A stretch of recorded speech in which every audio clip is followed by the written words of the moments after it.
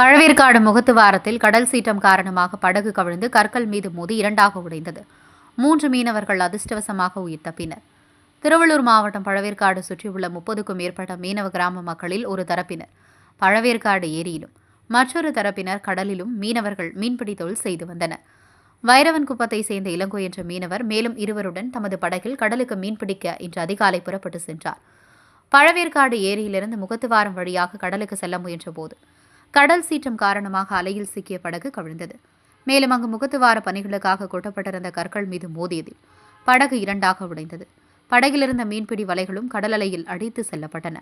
படகு கவிழ்ந்ததில் மீன்பிடிக்க சென்ற இளங்கோ, ஜானகிராமன், சுந்தர் ஆகிய 3 மீனவர்கள் நல்வாய்ப்பாக உயிர் தப்பினர். இந்த சம்பவம் தொடர்பாக அளிக்கப்பட்ட தகவலின் பேரில் மீன்வளத்துறை அதிகாரிகள் மற்றும் திருப்பாலைவனம் காவல்துறையினர் விசாரணை நடத்தி வருகின்றனர். கடலுக்கு மீன்பிடிக்க சென்ற படகு கடல் சீற்றம் காரணமாக கவிழ்ந்து கற்களில் மோதி இரண்டாக உடைந்த சம்பவம் பரபரப்பை ஏற்படுத்தியுள்ளது.